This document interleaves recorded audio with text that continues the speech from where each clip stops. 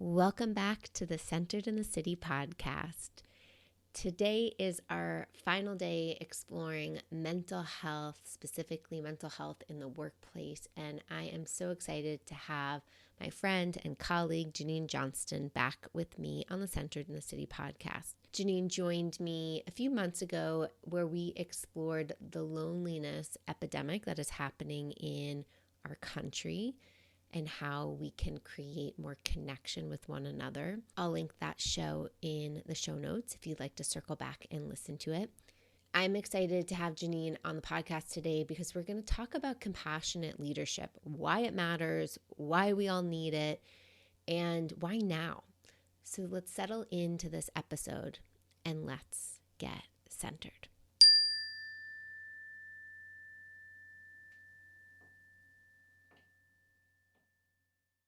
Janine, welcome back to the Centered in the City podcast. Thanks, Wade. I'm so happy to be here. Janine and I are facilitating an amazing workshop coming up December 1st with Regis University at the Anderson School of Computing and Executive Education. It's their business school, and we are leading a day-long training around the compassionate leader, skills that AI can't replace. So I wanted to have Janine on the podcast that we could just share our love for this program and also kind of answer questions that might be out there for people once you hear this podcast episode. So Janine, I'm curious, like for you, where is your motivation for creating this type of offering in the world right now? Well, Wade, funnily enough, when I'm looking at the world, I'm wondering how people are suffering. Where are their pods of suffering? And in some of the experience I've had, I've noticed that leaders get a bad rap sometimes. Often leaders set the tone of an organization that they lead, and I think from afar, it looks like things are all shiny and happy for them, but I think there's a lot of difficulty with being a leader. It's a huge responsibility that never ends. It's like being in a college course that you can never get out of, really, with tons of responsibility for other people and other activities going on. And so I've been wanting for some time to bring a workshop to leaders on the beautiful resource of compassion, of self-compassion and compassion for others, and how that could transform business. Yeah, it's so true that at the top, leaders express feeling lonely because there's a sense of pressure that is unique to them. And even though a lot of leaders are making a lot more money, as we know, money doesn't buy happiness. Once you hit a certain threshold, studies have shown that you're not necessarily a happier person. And so leaders who are typically bringing in these bigger incomes also feel the immense pressure that comes with maintaining the business, making sure that people are being managed appropriately, and also having to constantly find people. I know I hear that from some of my clients. That ends up being one of the hardest parts of leadership is the people management. It's not just the product that they're creating. I get lit up about us offering this programming because the world is on fire in many ways, right? From our environment to just the constant social political upheavals that are happening locally or globally. And we all need resources. We all need some skills and tools of how to have capacity to keep showing up, not only showing up for ourselves, that sense of resiliency, but showing up for each other so that we can keep making big positive impact on this world. Yeah, absolutely. I think when I learned that this notion that my generation grew up with was this new notion that all kids should have self-esteem. And I imagine that a lot of leaders out there are still kind of feeding that notion that we need to have self-esteem. But what research has showed is that having self-compassion actually makes us more resilient. So it's not that we have to be the best at absolutely everything, because that's impossible, and that creates brittleness and shame and perfectionism. That actually learning how to relate to ourselves and to others with this notion of self-compassion, which is the notion that I'm going to treat myself with the kindness that I need, with the protective, motivational energy that I need, so that I can be resilient, not necessarily better than all others, helps people go further. And I think that with that notion, to some extent, this notion that somebody has to be better than all others is related to the fire that you're talking about, dominating, suppressing others because I have to be the best. If that is the motivation to succeed, it creates a lot of the upheaval that we're seeing and the destruction of our environment as well, I believe. That social hierarchy that you're referring to. Yeah, and you hit such an important piece about how we relate to each other. And in this world that is volatile and complex, having emotional skills and tools of how we relate, not only to ourselves, but how we relate to each other is so essential.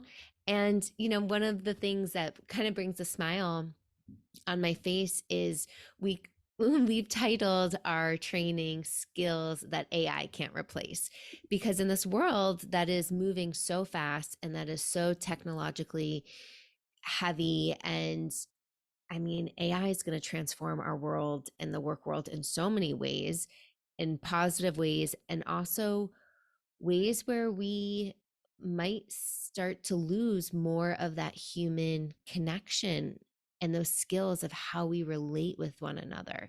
So I'm just excited because I get so lit up and passionate about helping people feel human in the workplace specifically, not only in their lives, but in the workplace. And that we just get to equip people with more of these quote unquote softer skills that are going to be essential for the now, for this world that we're navigating right now, but for the future. Absolutely. What an honor it is that you and I get to spend some time with others discussing what it means, what are the elements of being human that technology can't touch?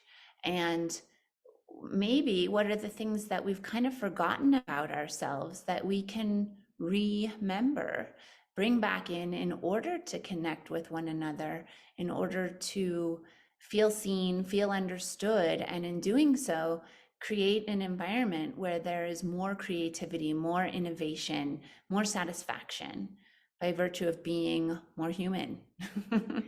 One of the things I'm hearing these days is that people are wanting a workplace that not only, emphasizes well-being and flexibility and allows there to be space for diversity, equity, inclusion, and belonging.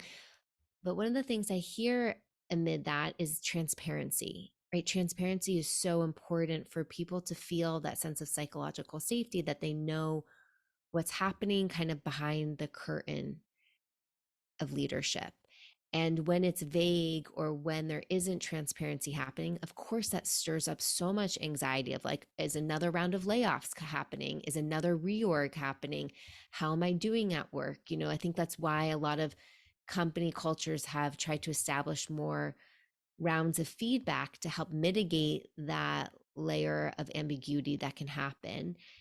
And when employees are calling for leadership to be more transparent, I think there's a discernment between being transparent and talking to your community through corporate speak, like just giving a kind of blanket statement that checks the box, versus sounding actually human when you're being transparent to your community about what's happening. For instance, as the war was breaking out in Israel and Palestine a few weeks ago, I was checking in with some friends and clients about how they were doing and asked the question, has your company reached out and shared anything? And they all said no at that point. Like their company, it had been a few days and their company had not yet said something. And that made them feel really unseen and unsafe at work. It took a while for companies to create and craft, a quote unquote appropriate statement, which I'm all for taking your time to communicate, right? We want to make sure we're communicating with intention versus being reactive. But there's a difference between how some of them felt when the leadership was actually speaking from an emotional place of heart centered, like, wow, this horrible thing is happening in the world, versus what some of them also demonstrated was kind of, again, just using jargony language, like, we stand with blank and we're going to stay committed to our values. And it felt more like high level heady talk. There was such a difference in how people felt safe and cared for. To me, that just emphasizes and gave me so much more motivation for our training and for this course that we're hosting, because the world is calling for compassionate leaders, whether you are a manager, director, C-suite, or you are the leader of your family. Like, we are all needing to emphasize this inner muscle to be more compassionate leaders. I'm so glad that you brought that in. I mean, this is where it really gets sticky. Part of what you're talking about is this courage to say something that comes from the heart in business, and to peel away politics and messages that we're getting on the TV, and for a human leader to relate to the people that are in their organization as other humans. It reminds me that the central question of mindful self-compassion is, what do I need? And from there, as a leader, what does my organization need? And in a time of turmoil, of course, the people in an organization are going to need that transparency to know what this place that they go to every day, where they spend the majority of their time, how it lands on these controversial spaces. How are we holding that? What is our organizational culture around interfacing with the world around us, including major conflicts in different places? And compassion can lead the way for leaders to be able to decide how to have that courage to speak up and create transparency, I believe. Honored to be able to bring some practical skills about how to develop one's own compassion in leadership. I love that you just brought in those questions of, what do I need? What does my organization need? And I think this might stir up for people. So I want to call this out and even just highlight, like, Janine, what are some of the myths about compassion? Because I think a huge one that I hear is that it's selfish, right? To ask yourself, what do I need? Oh, that's selfish. And it's like, that is not selfish. We as humans, we need needs, right? We have needs, and not all the time are they met.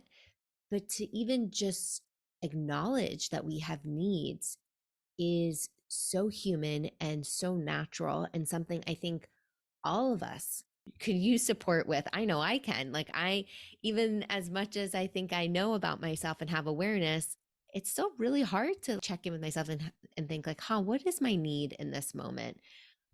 And you and I were talking offline about how sometimes when our needs aren't met, that can create some anger, and then that can create resentment, and then that can really kind of bleed and create rupture in relationships or in culture. So, what are some other misconceptions about self compassion, or even just compassion in general?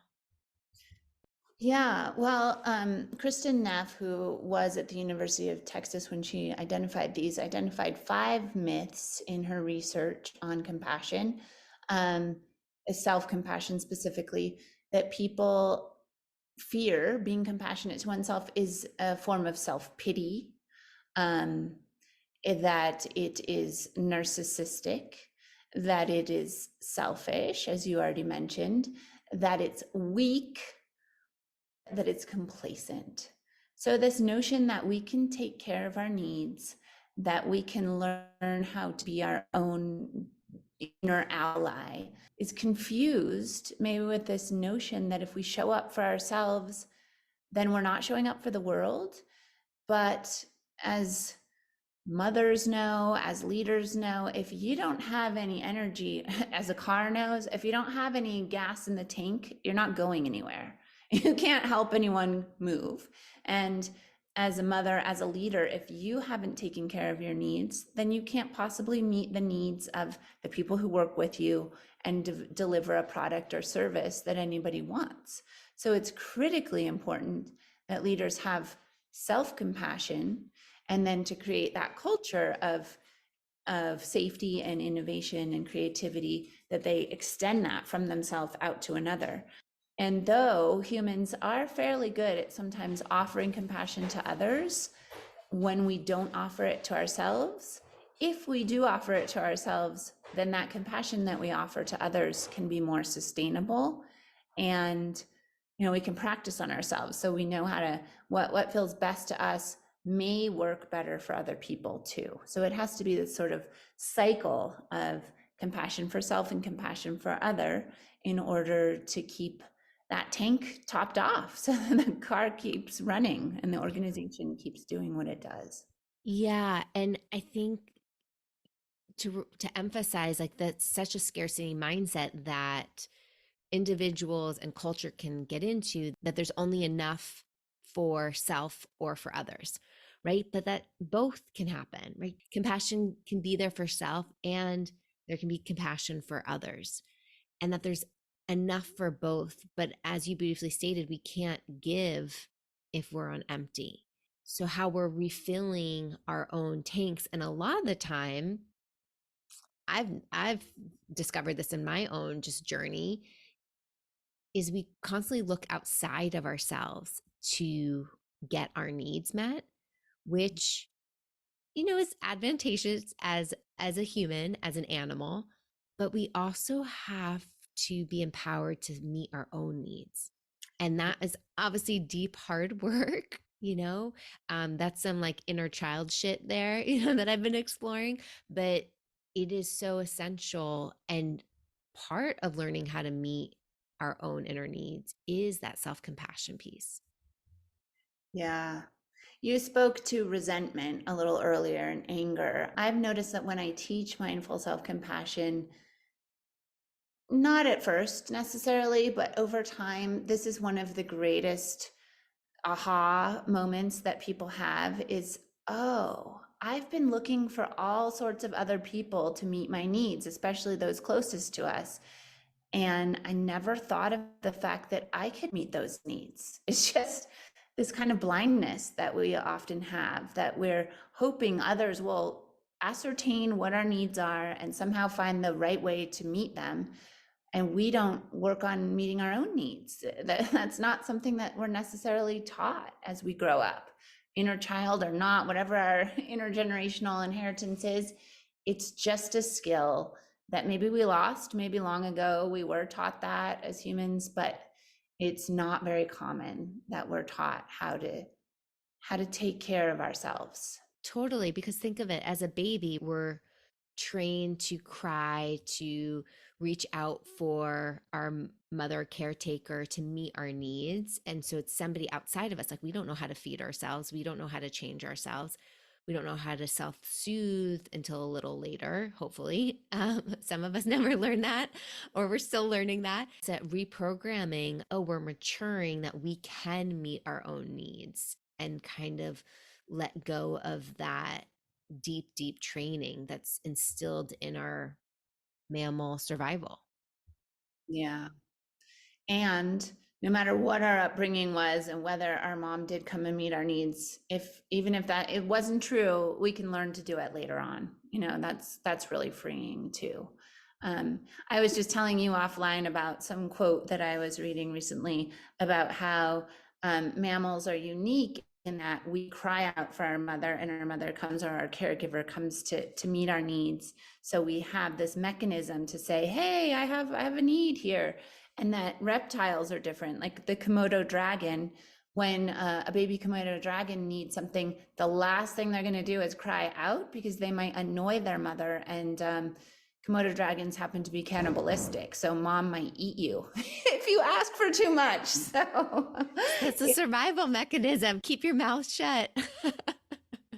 yeah, but so I guess the Komodo dragons figure out how to meet their needs pretty early. But we can all find out how to meet our needs and live a happier life, just self-generated by virtue of getting our needs, which doesn't mean that we don't need one another, we don't need organizations, we don't need community and families, but it also means that we can be happier in those systems when we're not expecting other people to read our minds and meet our needs if we're not articulating them well. Right. And if we're able to kind of self-regulate by self-soothing, so we're kind of managing our internal emotional mental system with more care, we also then have capacity to actually be less selfish, if that makes sense. Like we're taking care of self already, so we have more mental load, emotional load, capacity to hold space for others, which as a leader, you have a big team you need. And when we're cutting ourselves out of the equation, that's really where I start to see leaders drowned and resent and feel like they're constantly in survival mode versus thriving mode. Yeah, absolutely. It's a whole shift in mindset that is really energizing. And I look forward to talking about that in our workshop. We're going to be showing some scientific studies that show how compassion can light us up and energize us. And we're going to contrast that with empathy, which might be a surprise to some folks, but look forward to explaining it better in the workshop. Well, I can't wait. I will link the ability to register in the show notes. For anybody who's interested, we have an early bird discount to sign up that expires on November 10th. And we also have a group rate. So if you and some coworkers want to join this program together, or you and some friends, or maybe you have some colleagues in a different organization and you all kind of are in a mastermind group together, this is a great way to tap into your professional development budget, whether at work or within your own professional development budget, and contribute to how you get to be a more compassionate leader for yourself and for others. So feel free to reach out if you have questions. It's happening December 1st. And Janine, I can't wait to hold this space with you. It's going to be virtual online, but we're going to make it really fun. So don't, Zoom fatigue is not going to happen. We promise. Um, but yeah, I can't wait to facilitate this with you. I'm really looking forward to it as well, Wade. Thanks for joining me on this journey. Yeah, and thanks for coming on the podcast today. Thank you so much for this opportunity. It's been lots of fun. Thanks so much for listening to the Centered in the City podcast. If this episode created a spark or a pause, or like, I'm wondering what this would be like for me to explore this compassionate leadership side, I welcome you to check out the link in the show notes and reach out if you have any questions. Janine and I intentionally designed this program to be on a Friday right before the holiday rush because we wanted to offer leaders an opportunity to have their own retreat, have their own opportunity to strengthen some of these skills and gain some personal reflection on their own leadership styles so that they can think about what are their own goals and personal development as they step into the new year. So if you are curious to flex this muscle and learn more about yourself and also feel resourced to be a leader in these volatile and chaotic times, we welcome you to join us and many other like-minded leaders. Looking forward to seeing you there, and until next time, stay centered.